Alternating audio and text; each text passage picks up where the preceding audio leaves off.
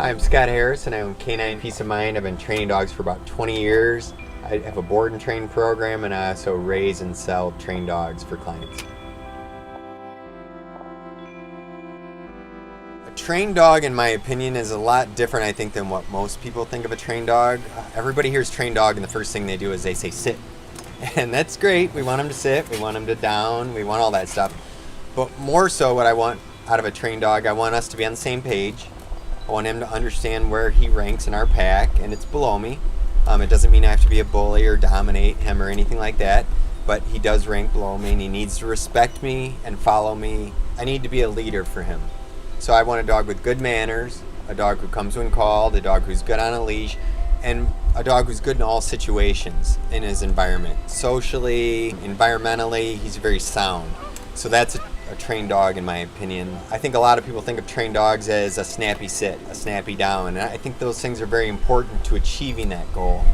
But more so, I use those are tools for me. What I care about is his state of mind. He's laying down right now, this dog. But what's his state of mind? Right now he's in a good state of mind. He's looking to me for direction, he's behaving. His manners are good, he's not barking, he's not pawing at me. Whatever comes into the picture, I want to be able to get this. And it's my job to help him get there. So a trained dog to me is a dog that, once again, has good manners, is obedient. You need obedience, it's very important. But a dog that I can flow through life with and I'm not barking out orders all the time.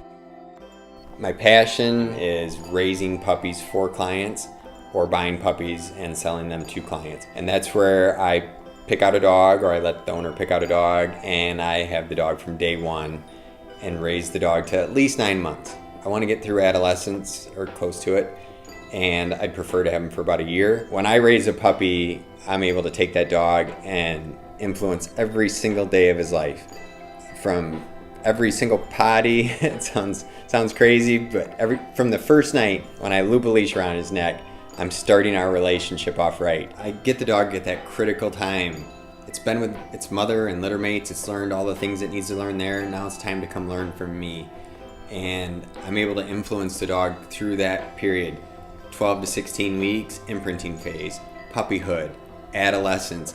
I can socialize the dog, environmentally socialize the dog. Different sounds, sights, movements, locations, different parts of the country. I travel with the dog. I have so much influence on the dog.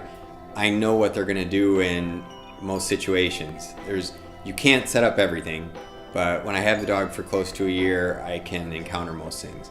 So by the end of it, I have that dream dog. What they can expect is a dog with a solid foundation, a dog that was taken through the imprinting phase properly, and a dog that it's their dream dog. A dog that comes when called, a dog they can take anywhere, a dog they can count on in any situation. A dog that's used to being around urban areas, rural areas, other types of dogs, dog parks, little kids, cats. I expose them to everything. If you can think of it, I've tried to expose them to it. Benefits of buying a trained dog. I have people come to me all the time who talk to me about pricing of my training programs, and I understand you got to do what works for you. But when I start talking to these people, I find out that, say they have a 3-year-old dog. They've been to 6 different classes, they've been through different trainers, they've had things destroyed, not to count the stress, sleepless nights, possible litigation from a dog that's bitten somebody. So that's all stuff that adds up, kind of nickel and dime themselves. So that was another reason that I really wanted to promote this. Why go through all that when you can start off with a dog that already understands this stuff? You don't have to have the destroyed couch. You don't have to worry about the dog who doesn't know how to be around kids, the dog who doesn't know how to be around other dogs, the dog who might bite the mailman. It's always a possibility. They are animals.